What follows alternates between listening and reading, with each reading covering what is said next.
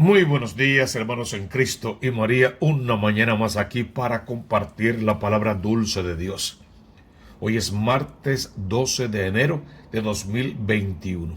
Les habla el Padre Tomás Galarza Figueroa, deseándole un martes espectacularmente espiritual, lleno de Dios, con grandes bendiciones, con el corazón abierto a sus enseñanzas y un deseo inmenso de conocer y cumplir siempre con su santa voluntad.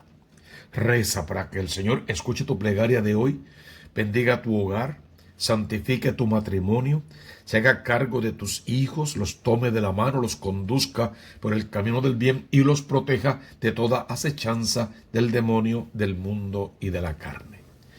La liturgia de la palabra que tenemos reservada para hoy, que la iglesia nos regala, está tomada la primera lectura de la carta a los Hebreos en el capítulo 2, versos 5 al 12.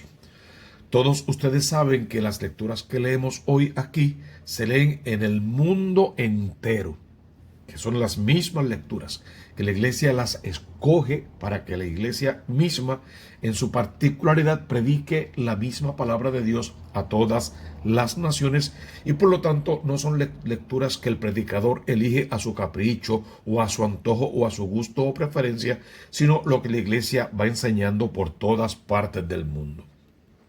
¿Cómo lee esta primera lectura? Dios no sometió a los ángeles el mundo venidero, del que estamos hablando. De ello dan fe estas palabras. Y las palabras son tomadas, igual vamos a verlas en el Salmo número 8. ¿Qué es el hombre para que te acuerdes de él?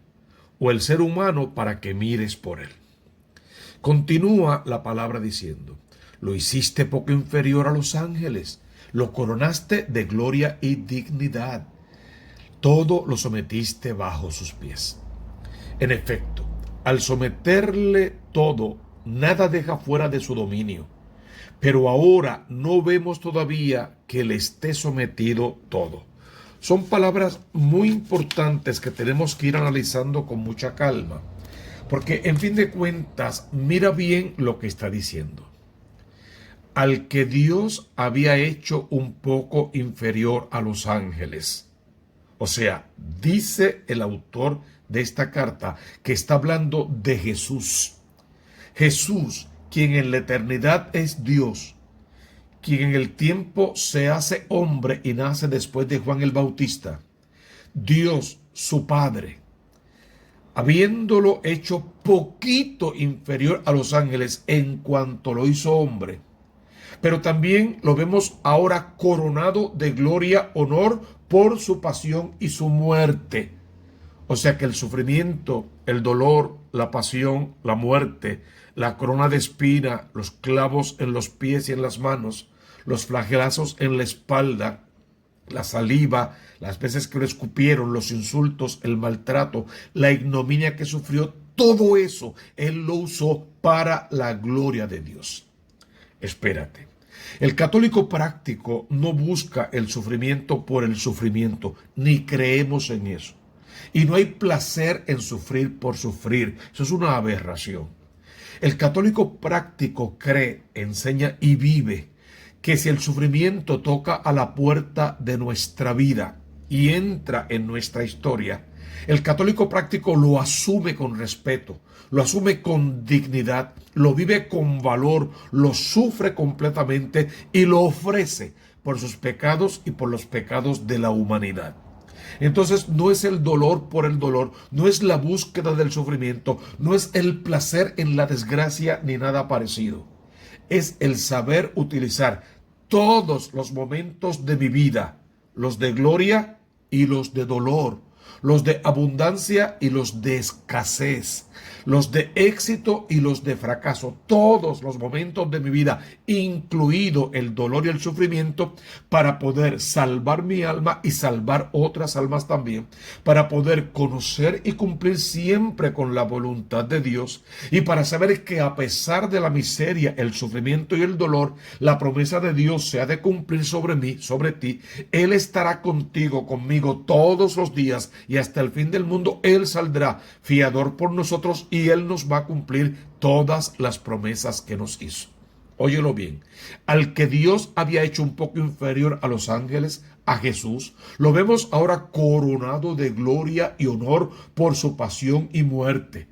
Pues por la gracia de Dios gustó la muerte por todos. O sea, fue a la cruz, fue al Calvario, fue al sufrimiento, fue a la humillación, a todo lo que tú quieras, por amor a Dios, por pura gracia de Dios, por obediencia a su Padre Dios. Y en esa obediencia que alcanzó salvar las almas. Todas las almas, no, las almas que lo acojan, que lo reciban, que acepten su doctrina, que la practiquen, que la enseñen, que iban cumpliendo con sus dogmas, con sus mandamientos, con sus preceptos, que iban la vida sacramental como Cristo la dejó en su iglesia y que quieran hacer de este mundo un mundo mejor en el que bien valga la pena vivir.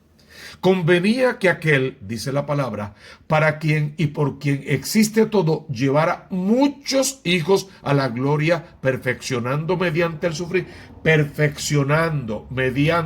sufrimiento al jefe que iba a guiarlos a la salvación. Esa frase es espectacular. Convenía que aquel, para quien y por quien existe todo. Todo tiene que ser recapitulado en la persona de Cristo. Llevar a muchos. Dice ahí a todos. No, no dice a todos, porque tú eres libre para aceptar o rechazar el plan de salvación de Dios, para vivir de frente o de espaldas a Dios, para salvarte o para condenarte. Por eso no dice llevar a todos, dice llevar a muchos hijos a la gloria, perfeccionando mediante el sufrimiento. La cruz que era necesaria en aquel momento, que fue asumida.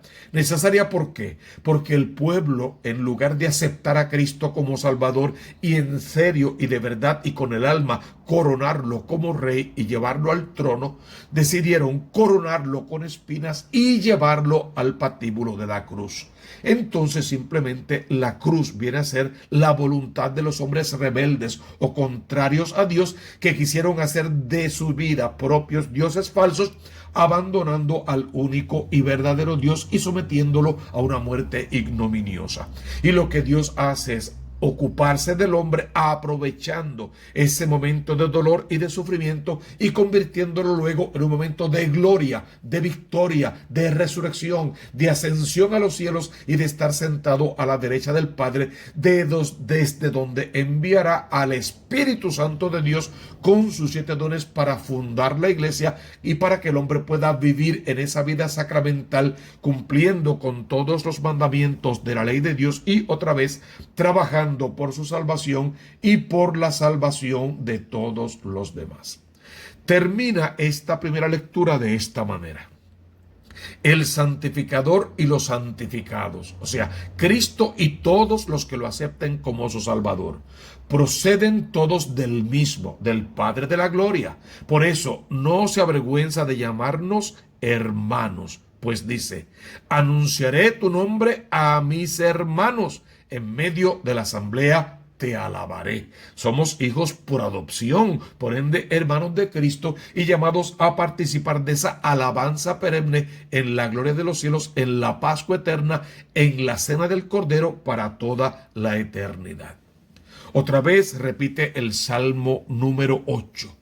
Diste a tu Hijo el mando sobre las obras de tus manos. Veamos los versos.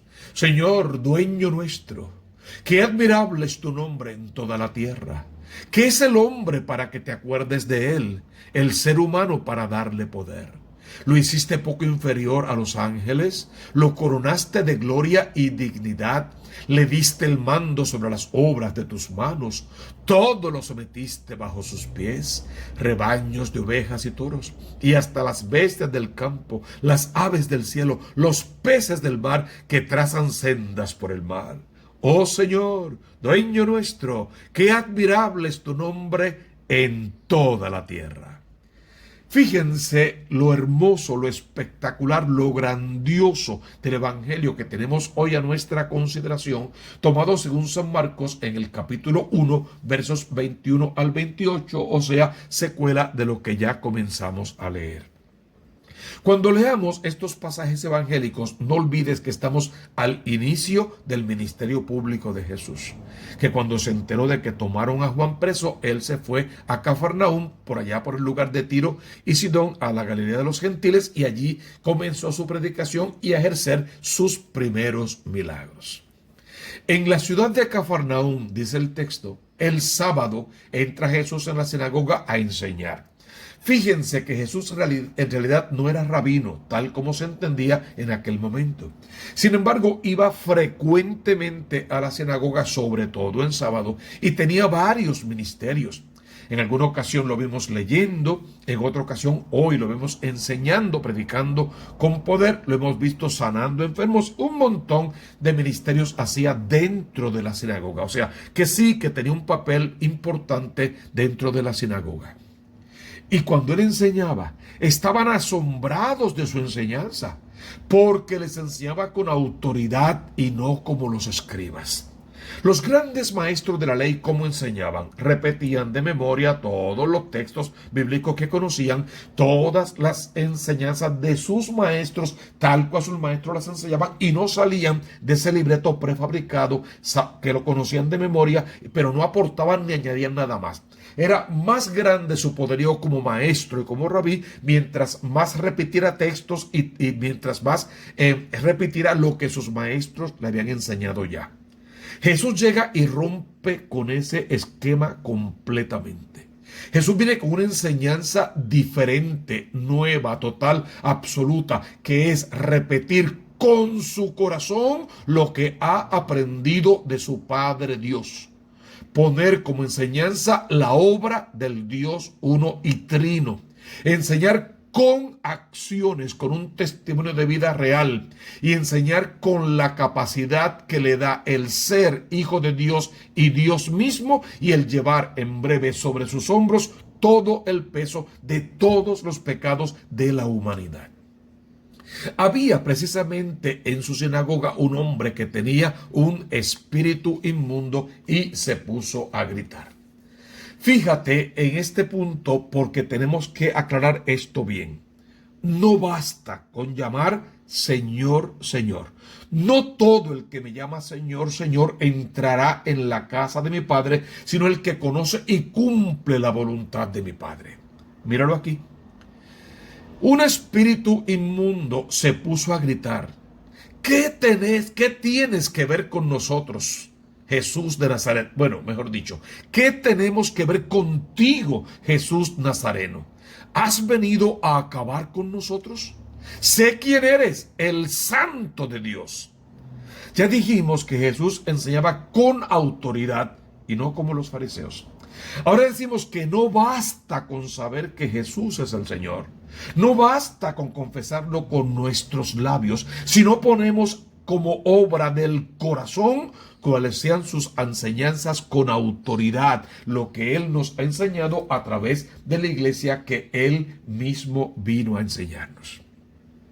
Fíjate que Jesús está enseñando con autoridad y que en este momento te está diciendo que el mundo entero está en una guerra espiritual contra las fuerzas del mal, contra el demonio y contra todos los agazapados, los escondidos, los embusteros, los mentirosos, las falsas ideologías y las falsas ideas en torno al verdadero Dios.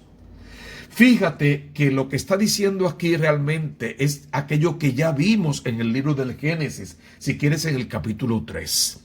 ¿Qué decía allí? Pondré enemistad contra ti y la mujer, contra tu linaje y su linaje, contra sus descendencias, contra los hijos de la una y los hijos del otro, contra los hijos del bien y los hijos del mal, contra los hijos de la luz y la luz de las tinieblas. Es lo que quiere decir básicamente ese texto. Hay una guerra espiritual, hay una lucha, hay una batalla.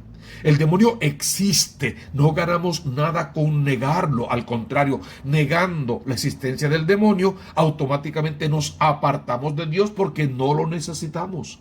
La clave está en que el demonio existe, el mal es real, el agazapado nos engaña y nos embrutece, tiene una guerra por nuestras almas y quiere arrastrarnos de la luz a las tinieblas.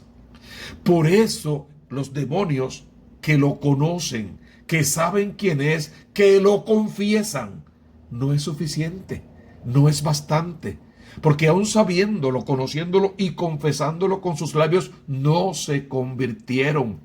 No dejaron su mala vida, no dejaron de hacer daño, no dejaron de ser infieles, golpeadores, maltratantes, mentirosos, doble vida, no dejaron la porquería en la que acostumbraban a vivir y por lo tanto no les sirvió para nada saber de Cristo, tener conocimiento de Él, conocerlo por su nombre, invocarlo inclusive y confesar con sus labios: sabemos quién eres, eres el Santo de Dios. Si no hay una conversión verdadera, todo ese conocimiento queda invalidado. Ante esa actitud de saber quién es, pero no hacer nada para cambiar, ¿cómo responde Jesús? Cállate y sal de ahí. Marcos quiere decir que el mundo entero está bajo esta acechanza del demonio, bajo esta guerra espiritual. Y por eso usa estos términos frecuentemente: cállate, sal de ahí, o sea, silénciate. Si no vas a hablar en pos de la salvación, no digas estupideces ni majaderías, no hables sandeces, no seas torpe al hablar, porque en fin de cuentas es un juicio. Igual que en cualquier juicio, todo lo que digas será usado en tu contra. Cállate y sal de ahí. Ese no es tu lugar. Ese alma le pertenece a Dios. Abandona ese cuerpo y ese alma, porque eso es propiedad exclusiva de Dios y es la gracia por la cual bautizamos a nuestros hijos, para declararlos propiedad exclusiva de Dios, a fin de que el demonio, el mundo y la carne no tenga parte con ellos. Mira lo que sucede en cuanto Jesús habla con esta autoridad, con esta fuerza que le da el ser hijo de Dios y Dios mismo. El espíritu inmundo lo retorció violentamente, siempre hace su estrago, y dando un grito muy fuerte salió de él. ¿Fue obediente a la palabra de Dios? No. Fue expulsado por el poder de Dios. No hay obediencia ninguna de parte del demonio. Es el poder que tiene Cristo el que lo arroja de ese lugar, el mismo poder que tiene Cristo para arrojar de tu interior y de mi interior cualquier cosa que hayamos metido allí, que aunque no tenga que ver con estar endemoniados ni poseídos, sí, Jesús la puede arrancar, porque Él tiene el poder para destruir todo el mal que pueda haber en nuestro interior y para hacernos de nuevo. Cuando vieron esto, todos quedaron estupefactos. ¿Qué es esto? Una enseñanza nueva, expuesta con autoridad. Incluso manda a los espíritus inmundos y estos le obedecen. Y el último punto, y muy importante, su fama se extendió enseguida por todas partes, alcanzando la comarca entera de Galilea. Ojalá que la fama de Cristo se extienda rápido por tu casa, por tu hogar, alcance a cada uno de tus hijos y al tocarlos los haga de nuevo, los bendiga con poder. No olviden que la lucha es contra las fuerzas del mal. Puedes leerlo en Efesios 6, 11 y 12. Es una lucha contra los espíritus inmundos, contra las fuerzas del mal, contra el demonio y todos sus secuaces. Por lo tanto, hermano, tenemos que hacer que la fama de Jesús se extienda hasta tocar el corazón de nuestros hijos y nietos, de la comarca entera, de toda la gente que amamos, cuando las traemos al altar de Dios y los sumergimos en el cáliz de la sangre preciosa. Tenemos que pedir en esta mañana santa que este espíritu inunde nuestra vida, inunde nuestro corazón, nos mueva a la santidad y nos enseñe a cumplir en todo con la voluntad de Dios, para que seamos victoriosos en el sufrimiento y la victoria mayor sea el poder resucitar con Cristo en el último día. Tú conoces la consigna y sabes lo que te pedimos siempre. Suscríbete a este canal Tomás Galarza Figueroa. Hazlo ahora mismo. YouTube, ve allí, búscalo, Tomás Galarza Figueroa, e invita a otros a que se suscriban también. Toca la campanita para que te lleguen las notificaciones todos los días cuando subimos la homilía diaria y todos los fines de semana cuando subimos la homilía dominical. También suscríbete al canal de la Diócesis de Mayagüez. Allí dejas tus intenciones, tus sugerencias y dejas también los comentarios para que podamos ir poco a poco mejorando nuestro canal. Y también te pedimos que ores con poder por nosotros y nos ayudes a evangelizar. ¿Conoces la consigna? Busca primero el reino de Dios con su justicia y todo lo demás vendrá por añadidura. Recibe la bendición de lo alto en el nombre del Padre y del Hijo y del Espíritu Santo. Amén, amén y amén.